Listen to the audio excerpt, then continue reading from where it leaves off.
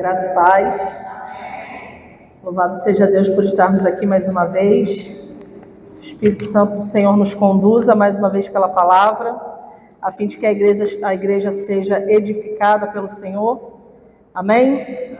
Diga assim: Santo, Santo, Deus Todo-Poderoso, que era, é e há de vir. Há de vir. Amém? Você crê nisso?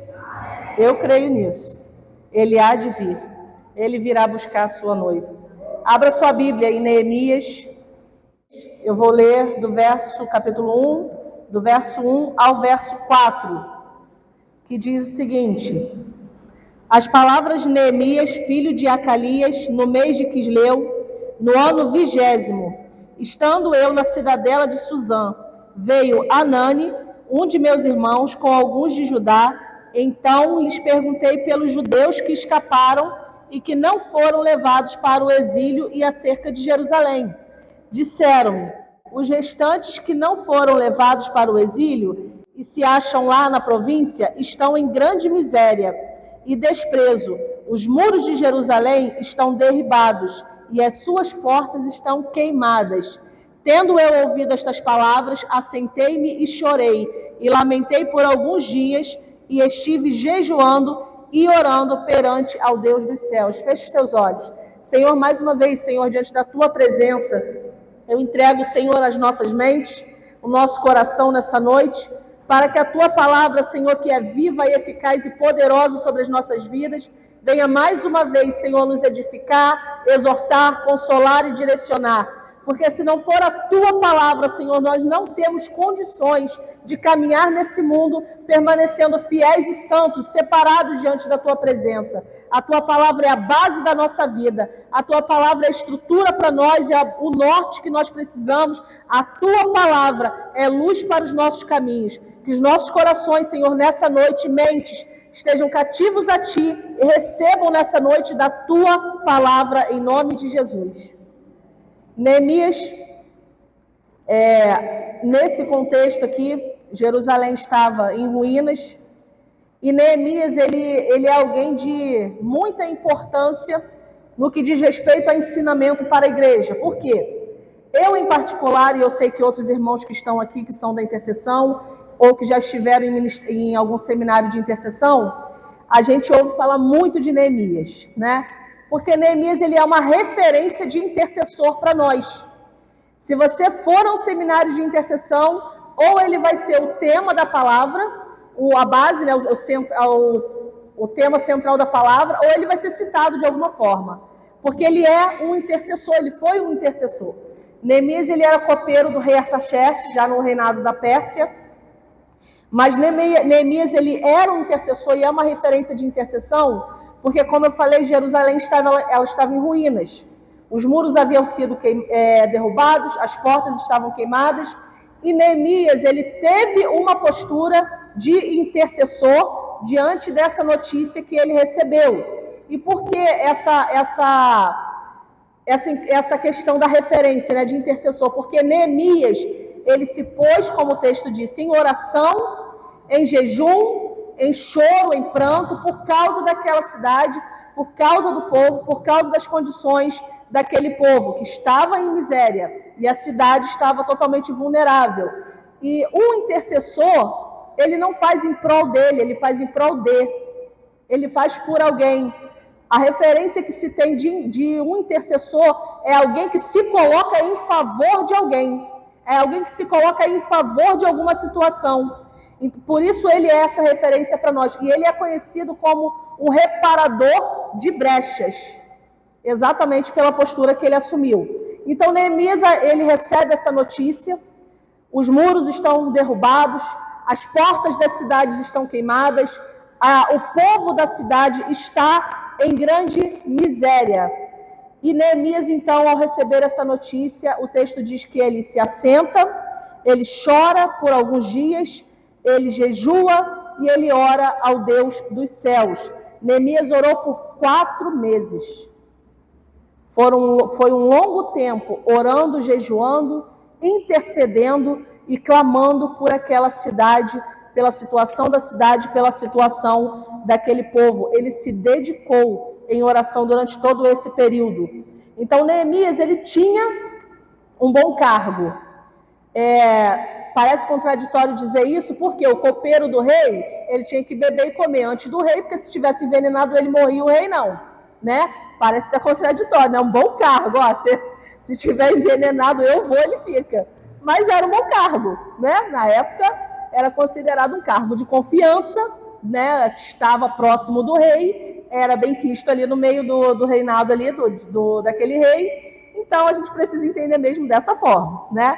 Então, digamos assim, ele tinha um bom cargo, ele tinha uma boa posição, ele era bem visto pelas pessoas, ele era um homem de confiança, mas quando a tua essência não muda, quando a tua identidade ela não se perde durante o caminho, ou nem mesmo por causa das condições em que você se encontra, ou por causa das condições do lugar em que você é obrigado a estar, muitas vezes, como foi o caso dele, porque Neemias ele foi uma das pessoas que foram levadas cativos para Babilônia, porque os muros foram derrubados, as portas foram queimadas por Nabucodonosor. Então ele foi um dos que foram levados. Sabe Daniel, os amigos de Daniel, né? Aquela história que é mais conhecido, né? Falar de Babilônia é mais conhecido falar de Daniel.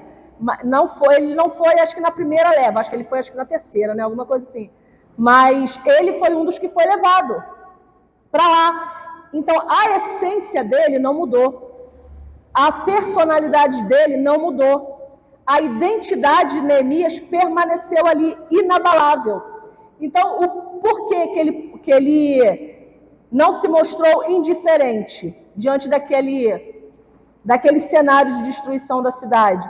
Não só porque ele era um intercessor, mas porque ele sabia de onde ele vinha. Ele sabia qual era a identidade dele. Algo que não se perdeu e que muitas vezes a gente mal, por exemplo, coloca um pé dentro de uma faculdade e perde. Coloca um pé dentro de um trabalho novo, perde. Arruma um relacionamento que nem sabe se foi Deus que mandou ou não, às vezes foi o mundo que trouxe para você, e perde. Muitas vezes a gente perde a nossa identidade com muita facilidade. Muita facilidade, nós nos esquecemos da nossa origem. Com muita facilidade, nós nos esquecemos que aquele que nos criou, ele espera que nós voltemos a ele. E nós decidimos trilhar um caminho diferenciado, não entendendo, não compreendendo que aquilo só nos levará para a destruição e não para a vida. Neemias não mudou. Ele permaneceu ali, como Daniel também não mudou, os amigos dele também não mudaram. Então Neemias, ele podia ter ignorado aquela situação. Ele podia ter, ao ouvir a situação da cidade, ele podia ter simplesmente se mostrado indiferente, ele podia não ter passado 40 dias orando, ele podia ter ignorado de fato, ele podia ter deixado para lá, talvez sentisse alguma coisa na hora, mas não foi o que aconteceu.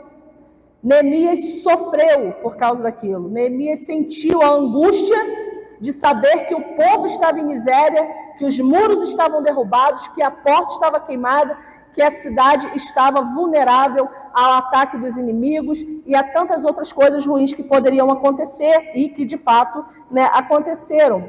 Neemias podia ter ignorado. E Neemias podia ter ignorado como muitas vezes nós ignoramos aquilo que acontece no meio da igreja. E eu não estou falando só daqui, eu estou falando de todas, de um modo geral, tá, gente? Nós, e muitas vezes, ignoramos que estão usando a palavra de Deus para pregar de uma forma corrompida, totalmente deturpada, de que você pode ser, viver e fazer como você bem entender. Estão pregando que você não tem limitações para o seu querer. E isso está tão sutil que a pessoa não percebe que a centralidade de Cristo na vida dela está se perdendo e o eu dela, aquilo que ela se tornou, é que se tornou o centro. Isso está de forma muito sutil impregnando nas igrejas.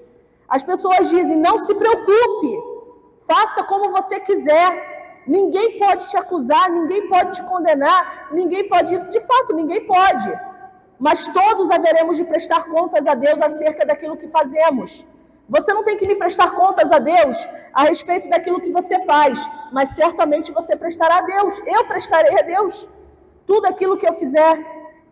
Então nós precisamos nos atentar para um tempo que nós estamos vivendo, onde a palavra está fortemente sendo distorcida, porém sutilmente sendo pregada. Por quê? Porque o negócio está tão assim, malicioso, está tão envenenado, que você ouve uma pregação de um bom tempo, assim, que parece Bíblia. Depois, em algum momento, a pessoa lança um erro e a pessoa nem percebe e captou, pegou já aquilo. Eu me lembrei agora da Edmeia, o pastor citou ela de manhã. Eu estava vendo uma pregação da pastora Edmeia Williams e ela falou assim, eu fui chamada para pregar em uma igreja, a pessoa que ia pregar antes de mim era uma pessoa de nome, muito conhecido no meio evangélico, uma pessoa de peso, né, digamos assim, e eu fiquei até com medo, né, falei assim, meu Deus, eu vou ministrar logo depois dessa pessoa, e ela sentou para ouvir, né, pensando, nossa, vou ouvir a palavra, e de fato ela falou que foi uma palavra tremenda, cheia de conhecimento bíblico, que trouxe muito ensinamento. Mas no final daquela palavra, antes de entregar, podia já ter, né, entregue lá o microfone, encerrava ali, não pecava, mas resolveu pecar. Porque antes de entregar o microfone, ela disse que o pastor falou um negocinho lá e dentro do que ele falou, ele soltou. Porque sexo antes do casamento não tem nada demais. Tudo que ele falou foi jogado por terra. Para ela, que era uma mulher de Deus, que tinha discernimento, que sabia que aquilo não tem nada a ver com cristão. Mas para quem não entende, para quem está ali para ainda aprender alguma coisa, aquele pastor se perdeu, ele podia ter conhecimento, mas a unção ele não tinha. A santidade na vida daquele homem já estava tendo algum tipo de problema, sofrendo algum tipo de problema, para ele falar isso diante das pessoas, diante da igreja de Cristo. São pessoas que têm sido levantadas, muitas delas, eu posso dizer de forma muito clara, estão pregando a fim de levar as pessoas para o inferno com uma palavra mascarada de Bíblia. Mas nós precisamos nos atentar para isso. Então, Neemias, ele podia ter ignorado aquela situação, porque nós temos ignorado essas situações. Nós temos ignorado, por exemplo, que o amor que estão pregando aí, nada tem a ver com o amor ágape, mas com uma liberação para libertinagem, para práticas erradas.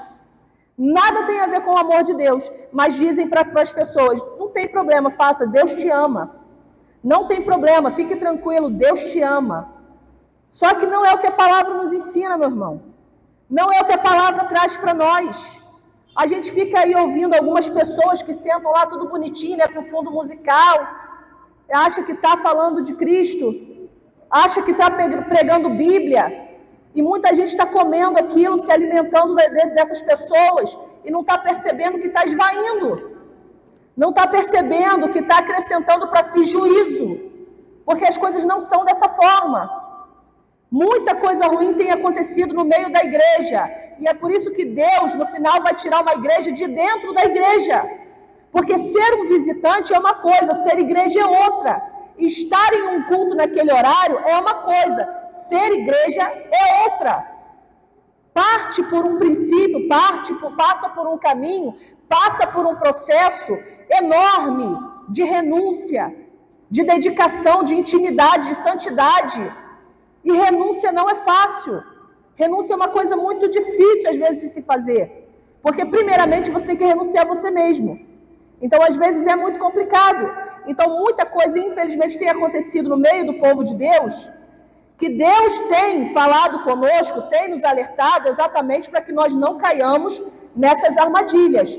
Porque permissão, digamos assim, para abrir igreja, todo mundo vai ter. Qualquer um aqui pode sair ali, alugar algum lugar e falar, tenho a minha igreja agora. Tu vai pregar o que você quiser. Agora, que Deus está aprovando o que você está fazendo é outra coisa.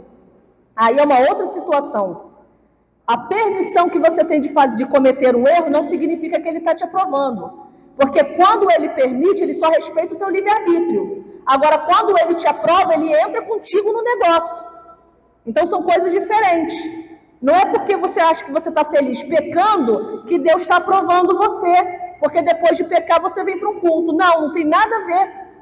O juízo será para todos. E todos prestaremos contas a Deus daquilo que nós fazemos. Então, o que precisa acontecer? Qual é o nível de fragilidade que a igreja precisa chegar para isso mexer conosco? Como mexeu com Neemias. Como eu falei, Neemias estava lá no canto dele já há algum tempo, porque só de cativeiro foram 70 anos. Ali já era o reinado persa. Então, muito tempo, não sei quanto tempo, porque eu não achei, acho que nem tem, não fala sobre isso, mas ele já estava ali há algum tempo. Ele podia ter continuado lá no cantinho dele, sem se intrometer em nada, sem se envolver em nada, mas ele chorou, ele sofreu, ele orou, ele buscou a Deus por causa daquele povo. Então, a que ponto a fragilidade da igreja mexe comigo, mexe com você? A que ponto essas armadilhas e todos esses acontecimentos têm mexido conosco?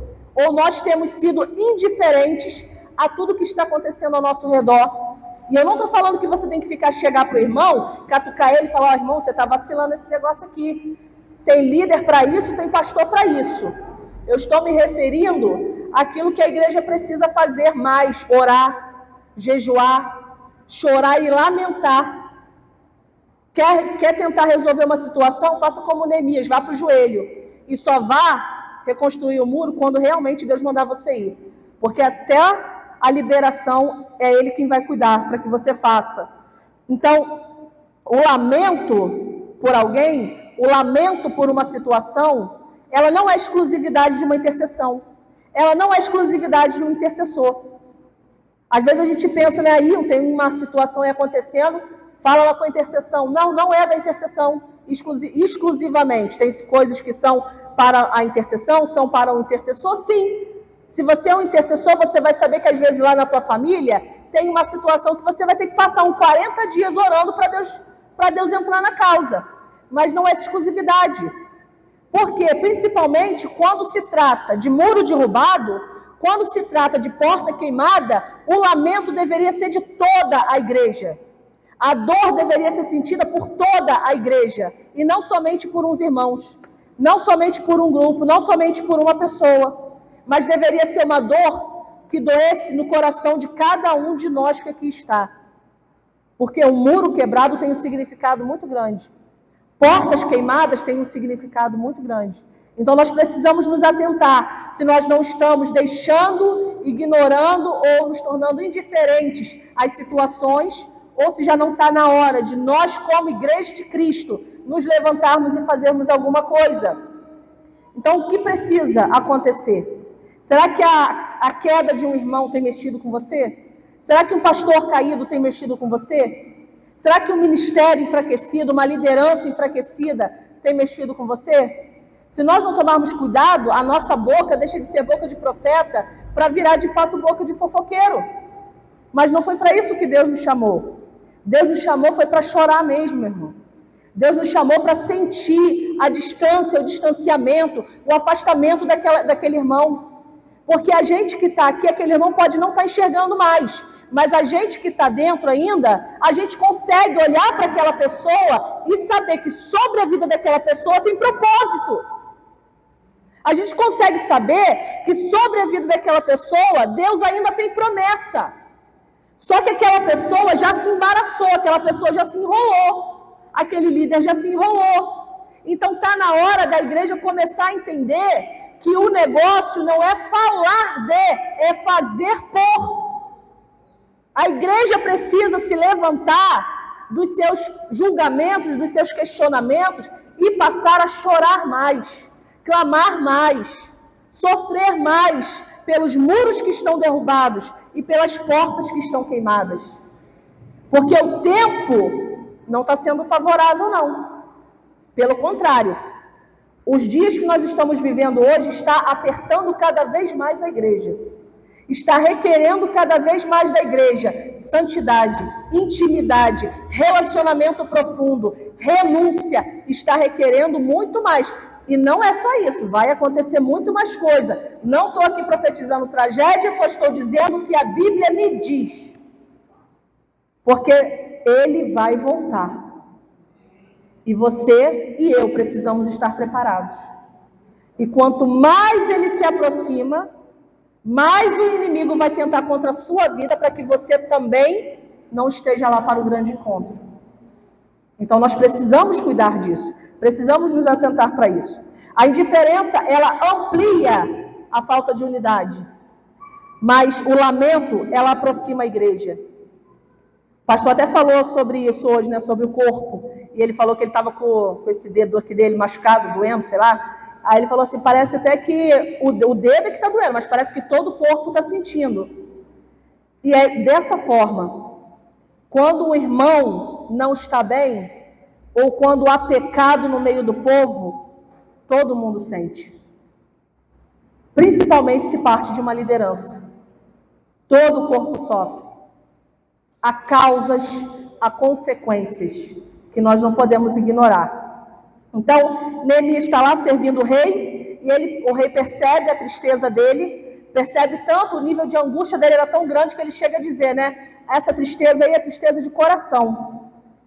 E por causa daquilo, claro que por causa da oração, do tempo de jejum, de busca, ele recebe então a autorização para ir. Não só autorização, mas ele recebe madeira para consertar as portas, ele recebe cartas, essas cartas facilitaram o caminho dele até chegar na cidade, isso não deixava ele separado, impedido por ninguém, né? Então, Deus moveu tudo para que Neemias chegasse até Jerusalém. Então, o povo estava vulnerável aos ataques inimigos que podiam acontecer e estavam em grande miséria. Ainda aqui no capítulo 1, versículos 5 e 7, Neemias ele faz confissão do pecado do povo. E ele diz que o povo procedia corruptamente, o povo não estava guardando os mandamentos nem os estatutos, nem os juízos que tinham sido ordenados por Moisés. Neemias ele se arrepende pelo povo e ele constrói a sua ida a Jerusalém.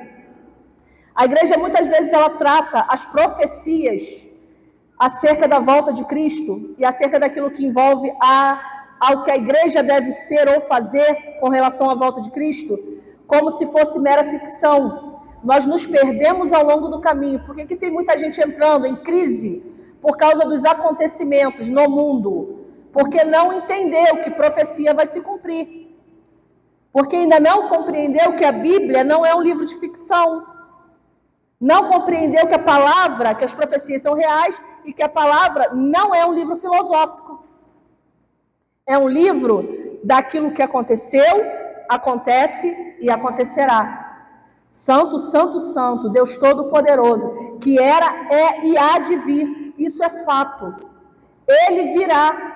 E todo esse tempo, desde o Éden, Deus vem preparando a igreja, Deus vem dizendo à igreja, Deus vem acionando a igreja através dos seus profetas, dos seus mensageiros, para que ela se prepare. Então a igreja muitas vezes, ela ignora os profetas, muitas vezes ela ignora a palavra.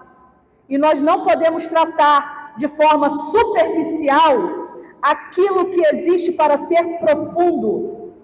Porque a palavra é profunda, ela tem a realidade dentro dela.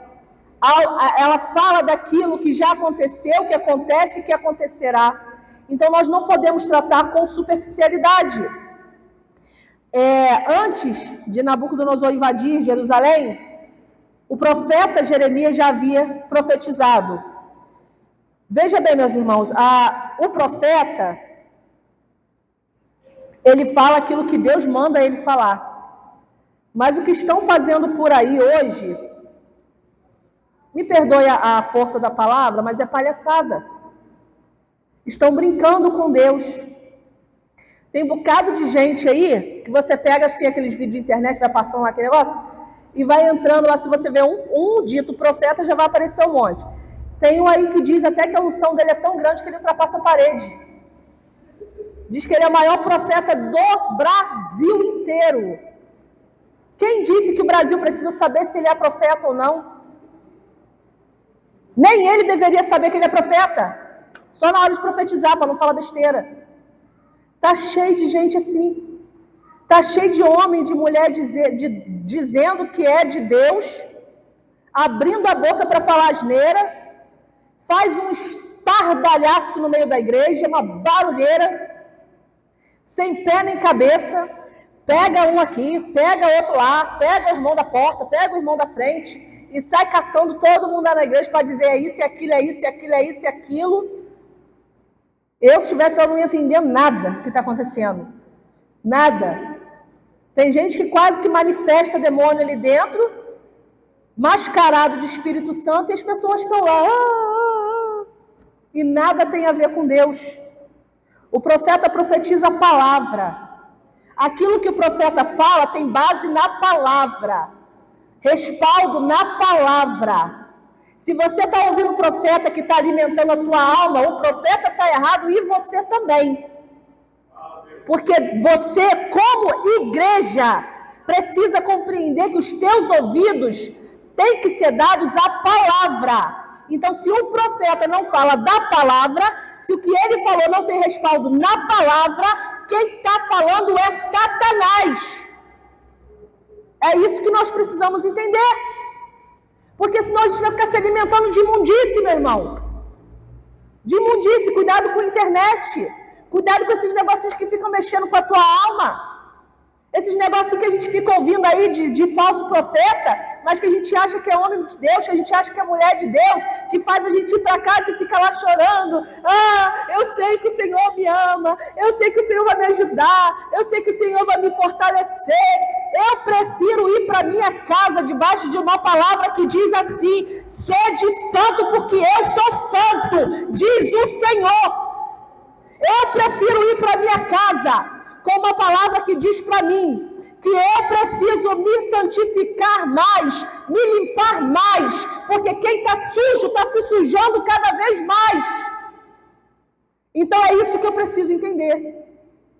Porque senão eu vou sair para casa, eu vou para minha casa ficar lamentando, ou ficar inflando o meu ego com uma palavra de que eu sou isso, eu sou aquilo, eu sou bonito, eu sou forte, não sei o que, não sei o que lá. Meu irmão, preste atenção. Jesus está voltando, Jesus está preparando a igreja. Tu tem que ir para casa chorando. Tu tem que ir para casa lamentando. Não, dona, nós somos um povo feliz, somos sim. E continua feliz, chorando, dizendo que você vai se tornar cada dia mais santo, porque quando o rei voltar, você vai. É isso que nós precisamos entender. É isso que nós precisamos fazer. Então, cuidado com esse estardalhaço aí fora, que isso daí não é de Deus, não. O profeta profetiza aquilo que a palavra diz, para que nós venhamos a crer, para que nós venhamos nos arrepender e para que nós venhamos nos preparar. Em 2 Crônicas 36 fala do último rei de Israel. O último rei de Israel foi o rei Zedequias. Israel teve mais de 40 reis, mais de 30 pecaram. Mais de 30, diz a própria Bíblia, fizeram aquilo que era mal diante dos olhos do Senhor. Por aí a gente vê que a coisa continuou feia. Porque o povo já peca desde lá do Egito, até antes, na verdade, do Éden, né? Já peca desde lá. E continua pecando, e continua pecando, e continua pecando, e fica nesse negócio, santidade, pecado, e fica nessa coisa aí assim, e até os dias de hoje a gente ainda fica assim, oscilando, né? Hoje eu quero Deus, amanhã eu não quero, hoje eu quero, amanhã eu não quero. Corre o risco de a gente chegar no segundo dia de palavra, mas no terceiro está em pecado. Corre esse risco.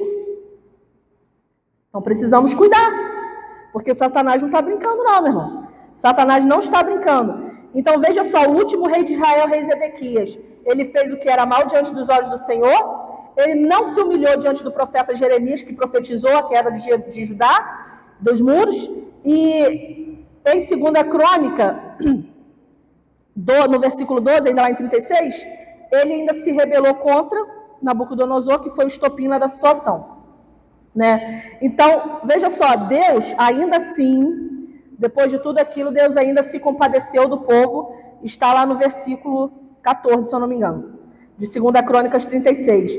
Mas lá no 15, 16, Deus ele começou a falar com o povo exatamente porque ele se compadeceu do povo. E ele começa a falar através dos mensageiros dele. Mas olha o que os versículos dizem que o povo fez. Diz que o povo zombou dos mensageiros, eles zombavam dos mensageiros, eles desprezavam a palavra e eles escarneciam dos profetas. E no versículo 14 diz que o povo aumentava mais e mais as suas transgressões. O povo não era fácil, não. E eu sinto dizer, mas nós ainda não somos fáceis, não. A gente ainda insiste no erro. E muitas vezes a gente despreza os mensageiros. Muitas vezes a gente despreza os mensageiros.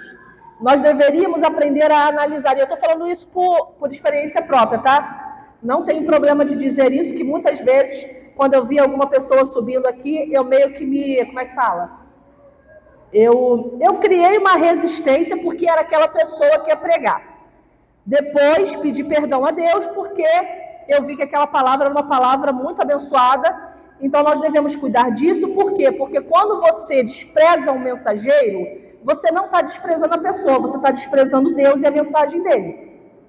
Então cuidado para você não desprezar quem está subindo aqui, pagou um preço, só porque você não vai muito com a cara da pessoa. Se a pessoa tem vida com Deus, ignora a cara e preste atenção na palavra. Recebe a palavra.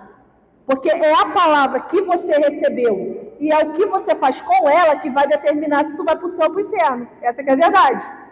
Então deixa a cara da pessoa, deixa que Deus trata ou o Botox trata e tudo fica certo no final. Então nós devemos cuidar daquilo que de fato nos compromete, né? Então muitas vezes o mensageiro, o profeta é escarnecido, a palavra permanece sendo pregada, meu irmão. Deus ainda fala, tem um monte de patifaria, lembrei daquela palavra que você falou, tem um monte de patifaria aí? Tem um monte de falso profeta? Tá assim, ó. E tá, o negócio tá tão sério, parece que eles saem do chão. Do nada tu vê um vídeo de alguma mulher lá, posso nem falar o nome, não sei nem se dá ruim ou não, mas tem uma mulher que ela chega assim, a cortina abre, ela vem com um cajado assim, ó. Aí toda a igreja quase que se prostra diante dela, assim, é uma apóstola. Não posso falar não, queria, mas não posso. Mas o negócio é sério. Então tem assim, eu tenho um monte de gente esquisita por aí. Só que também tem muito profeta da parte de Deus. E esses profetas normalmente eles nem aparecem tanto. Peça a Deus para te colocar nos lugares onde eles estiverem. Eu louvo a Deus, eu agradeço tanto a Deus, meus irmãos, tanto. Pelas pessoas que conduziram a minha vida aí de intercessão, pastor Yolanda, Álbia, nosso pastora Érica, que nos conduziram a homens e mulheres de Deus, que nos fizeram estar em lugares onde nós ouvimos palavras maravilhosas, palavras proféticas, e desses lugares nós conhecemos, passamos a admirar e a seguir e a ouvir grandes profetas de Deus. E se eu te dissesse o nome de alguns, você não vai fazer nem ideia de quem é. Porque eles nem aparecem direito. É diferente desse povo, é isso que eu estou falando. Esse povo quer aparecer, mas o profeta não aparece. O que tem que aparecer no profeta é a profecia. E não é fácil profetizar. É muito difícil profetizar. A gente às vezes critica, né? Não, nem critica, mas tipo assim, quando a gente vai falar de Jonatas, desse aqui não. Jonas, troquei. De Jonas, a gente às vezes fala assim, ele não queria ir lá, não queria entregar a mensagem, né? Então a gente tira, tipo assim, o ensinamento disso, de que a gente não pode, né, resistir, a gente não pode fugir. A gente fala sempre muito sobre isso. Mas, meu irmão, deixa eu falar uma coisa, eu entendo o caso do Jonas. Porque não é fácil profetizar, não, né? Não é fácil profetizar. É muito difícil, às vezes, quando tu está na tua casa e Deus fala assim, fala isso aqui para o povo. Como é que fala? Vocês não têm noção, gente, como que muito profeta chora e geme e treme diante da presença do Senhor por ter que entregar uma profecia. Você acha que é fácil chegar para um povo e falar assim, arrepende, para com esses negócios pecaminosos, vocês vão para o inferno. Para com esse negócio aí. Deus está mandando dizer, se humilha, jejua, vocês estão tudo em pecado, e se vocês não se resolverem, Deus vai destruir tudo. Como que você acha que a pessoa recebe isso? Mas a gente tem que falar. E por que eu estou falando que se não tiver Bíblia não tem profecia verdadeira? Porque a Bíblia fala disso o tempo todo. Por isso que é difícil ser um profeta. Por isso que é difícil entregar uma profecia. Por isso que é difícil dizer a um povo, limpe-se mais, porque se você não se limpar mais, vai dar ruim para você. Então limpe-se mais. E você tem que falar, e você tem que falar, e você tem que falar. É muito complicado. Então não foi fácil para ele, não. Eu tenho certeza de que não foi. Ele tentou fugir, precisou Deus levar um peixe lá para engolir o homem, para jogar ele lá naquela cidade, para poder falar com aquele povo. Mas o homem deve ter sofrido muito. O homem deve ter sentido demais, ele deve ter chorado, ele deve ter feito como muitos de nós já fizeram. Senhor, eu não quero esse negócio, não. Não me deixa, me tira disso daí. Mas tem que fazer. Quando Deus manda, tem que fazer. E por isso que tem que ser debaixo da palavra. Porque se você estiver alinhado com o céu te respalda. E ele te respaldando, o Espírito Santo de Deus encontra lugar na vida de quem está ouvindo para convencer o homem do pecado, da justiça e do juízo. É isso que a palavra faz. Então veja só, os muros da cidade elas estavam em ruínas, as portas estavam queimadas. Muro representa proteção, segurança, estabilidade. A santidade, o arrependimento, o quebrantamento e obediência são proteções para a vida do crente. Aquele povo lá estava desprotegido, porque o muro estava tudo derrubado. As portas estavam abertas, podia entrar quem quisesse, fazer o que quisesse, era misturada de gente para lá, gente para cá. O povo já estava se misturando com quem não devia. Se você voltar lá em Esdras, capítulo 9, você vai ver que o povo já tinha se envolvido até com... Mas eu acho que foi... Eles ainda não estavam na cidade, não, eles estavam voltando ainda. Já tinham se envolvido com mulheres que não deviam. Teve que devolver tudinho. Depois que Esdras falou, né? Depois que Esdras confessou o pecado deles também a Deus, depois que eles se viram cometendo o pecado, teve que devolver a mulher tudinho que eles arrumaram. Porque estava tudo errado. Estava tudo fazendo besteira. Então teve que resolver. Então estava tudo desprotegido, estava tudo à la vontade, e nós precisamos compreender que o nosso muro hoje é a santidade.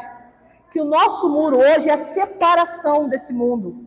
O nosso muro hoje é o arrependimento, o quebrantamento e a obediência a Deus. Por quê? Porque sem essas coisas você abre na sua vida brechas e legalidade. O que são brechas? Brechas são aberturas, espaço, lugar que você dá ao inimigo para atuar na sua vida. O que é uma legalidade? Legalidade é um direito que você dá. Então você pode dar uma legalidade a Deus, de conduzir a sua vida como Ele quer e você se submeter à soberania dEle, ou você pode dar legalidade ao diabo para ele entrar, fazer ruaça e acabar com tudo. Porque é isso que a brecha faz, é isso que a legalidade faz. Ela dá lugar e direito a alguém que não deveria estar na sua vida. É por isso que muito casamento acaba. É por isso que muita família dá errado, não consegue viver em paz. É por isso que a pessoa, como eu falei, mal entrou na faculdade, já tá saindo da presença de Deus. Por quê? Porque começa de forma muito sutil. A palavra Pedro... 1 Pedro 5,8 diz, sede sóbrios, vigilantes, porque o diabo, vosso adversário, anda em derredor, rugindo como um leão, buscando a quem possa tragar, a quem possa devorar, a quem possa destruir. Então ele fica assim, ó, espreita, cirandando, circundando assim, ó, o tempo todo olhando, quem é que vai agora, quem é que vai agora? Aí você está lá firmado, aí você começa a ter uma conversa que você não deveria ter no WhatsApp. Tu começa a bater papo com uma pessoa na faculdade com quem tu não deveria bater. Você começa a trazer para a tua vida amizades que você não deveria ter. Você começa a estabelecer na sua vida formas de tratar uma autoridade sobre a tua vida, teu pai ou tua mãe, do jeito que você bem entender. Então isso começa de forma muito sutil a fazer isso aqui, ó, tá tudo fechadinho. Aí de forma sutil vai abrindo, e só precisa disso aqui, ó, uma frecha. Não precisa de nada mais do que isso, não. abrir um pouquinho de brecha, Satanás já está plantando alguma coisa na tua mente. Aí hoje, você está dizendo, Jesus, eu te amo. Amanhã você vai estar dizendo de manhãzinha, assim que você acordar, tu vai estar dizendo assim, eu preciso de mais do que a igreja pode me oferecer. Aí a tua mente já começa a ficar cativa a Satanás. Aí tu já começa a pensar de forma contrária à palavra. Aí tu já começa a dizer que aqui não é suficiente para você, aqui você já não está entendendo mais nada, o que pregam aqui, entra aqui, já sai direto por aqui, vai embora e você depois sai porque você só visitou, e Satanás já está começando a fazer ruaça na tua vida. Aí esta pequena brecha, ela vai aumentando, até que você esteja fora de vez. Porque é isso que Satanás quer, esse é o propósito de Satanás. Que você saia da presença e que você se entregue de vez a esse mundo. Não vou nem falar muito mais do que vai acontecer. Porque a gente sabe, né, qual é o final de quem decide ficar fora. Então, a gente precisa ter muito cuidado com as legalidades que a gente dá para o inimigo. Quer dar legalidade, meu irmão? Dá para Deus. Dá legalidade para Deus atuar. Dá legalidade para Ele dizer para você o que você tem que fazer. Dá legalidade para Ele dizer para você se aquele lugar que você decidiu estar, aquela pessoa com quem você decidiu viver, aquela conversa que você decidiu começar, se aquilo realmente é para você ou não. Porque se você der essa legalidade para Deus, o Espírito Santo vai te acionar, vai te conduzir, te fortalecer, te preparar e tu vai meter o pé. Tu vai sair fora daquilo ali, você não vai se deixar envolver, não vai se deixar embaraçar. Então, brechas e ilegalidades, elas vêm por meio do pecado, né? E elas sutilmente nos desviam da sã doutrina. E a sã doutrina é a verdade da palavra estabelecida na nossa vida. Vivendo, praticando a palavra, não somente ouvindo, você se protege. E você permanece firmado na presença para não se desviar do caminho. Então, cuidado para não sair da sã doutrina, para que você não estabeleça verdades que são somente suas e não vem nada de Deus. Isaías 59, versículo 2, diz que as nossas iniquidades, elas fazem separação entre Deus e os homens. Se nós não nos atentarmos para essas armadilhas que estão ao nosso redor, nós vamos nos embaraçar. Deus quer uma igreja separada. No capítulo 2 lá de Neemias, verso 10, cita, que Marlon até acabou citando também, Sambalá e Tobias. Eles eram duas pessoas que eles não gostaram, desagradou que eles vissem alguém indo lá para reconstruir o muro, para reconstruir as portas da cidade. Porque ia trazer de novo para aquele povo proteção, ia trazer de novo para aquele povo segurança. Então aquilo desagradou. Qual é o interesse que você acha que o inimigo tem de que você se erga novamente? Qual o interesse você acha que o mundo tem de que você retorne à casa do Pai? Ou de que você não saia dela? Qual o interesse que há nesse mundo de que você resista às tentações do inimigo e não ceda? Que você tenha tal ousadia no Espírito Santo de Deus, para quando algo aparecer ali na sua frente, começar a te tentar, você simplesmente, com a autoridade que Deus te deu, dizer, está repreendido em nome de Jesus. Eu te repreendo em nome de Jesus. E muitas vezes, meus irmãos, prestem atenção, muitas vezes, como eu falei da mente, isso vai começar aqui, ó. Então, muitas vezes a tua batalha não vai ser com alguém, não, vai ser com você mesmo. E você vai ter que dizer para você mesmo, sai agora da minha mente. Eu te repreendo o pensamento em nome de Jesus. Eu rejeito esses sentimentos em nome de Jesus. Eu rejeito essas emoções. Eu rejeito essas vontades que nada tem a ver com aquilo que Deus preparou para mim. Veja bem, a gente está falando do povo de Deus. A cidade lá do muro derrubado, das portas queimadas, era a cidade de Deus, do povo de Deus. A confissão de pecado que foi feita acerca do povo de Deus. A palavra pregada aqui hoje é para o povo de Deus. Então, o chamado ao arrependimento, o chamado à confissão de pecado, o chamado ao quebrantamento, não é para quem está lá fora, mas para quem decidiu vir para cá agora. É para todas as outras igrejas que estão por aí. Porque se nós vacilarmos, meu irmão, Jesus vai voltar e a gente vai se surpreender. Essa palavra, o arrependimento de Neemias, o choro de Neemias, a confissão de pecado lá de Esdras. Esdras ficou tão apavorado com o que aconteceu que ele arrancou até os cabelos. Acho que, se eu não me engano, disse que ele arrancou até a barba. E ele ficou lá sentado, assim, atônito, com o que o povo estava fazendo. Porque às vezes é difícil acreditar que o povo teve coragem de esquecer a santidade e se misturou com aquilo que é imundo.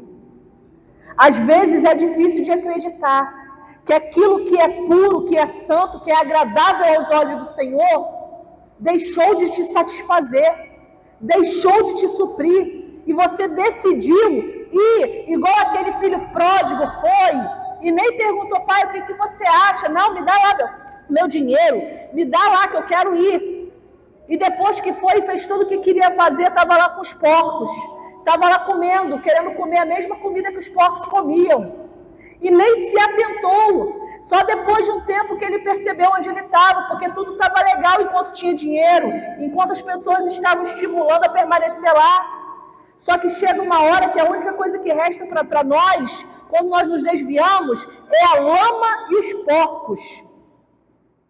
E uma comida podre, estragada, porque só essa comida aqui te sustenta.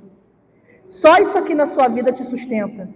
Se você não comer isso daqui e decidir comer aquilo que o mundo te oferece, se você não tiver discernimento espiritual para saber se aquele homem, aquela mulher de fato é homem, mulher de Deus, você vai se alimentar daquilo que não presta. E você vai ficar cada vez mais envolvido na lama. Prepara, igreja. Se prepare, igreja. Se prepara. Porque aquelas virgens que estavam lá, aquelas 10 virgens, eram 10 virgens. A Bíblia não diz que é só as sábias lá, que elas eram virgens. Não, diz que todas as 10 eram virgens. Também diz que todas elas tinham lamparinas, mas também diz que só 5 tinham reserva. Cadê a tua reserva? Como está a tua reserva? Ih, parou de falar de Neemias para falar das virgens. É a palavra está toda ligada, tudo ligado. Tem nada desconectado, não. De Gênesis e Apocalipse, Deus continua falando. Se você estou falando da virgem, mas também estou falando de Neemias. Porque está tudo ligado. Está tudo conectado e Deus continua falando na terra. A gente é que precisa ouvir. Por isso a palavra diz: quem tem ouvidos, ouça o que o Espírito diz à igreja. Quem tem ouvidos, ouça o que o Espírito diz à igreja. Se você tem ouvidos, eu digo a você, pela misericórdia do Senhor, ouça o que o Espírito está dizendo à igreja. Ninguém aqui é tão santo que nunca mais vai pecar. Não, eu também estou sujeita a isso, meu irmão. A vigilância que você tem que ter, eu também tenho que ter. A santidade que é para você também é para mim. Essa palavra não é só para você.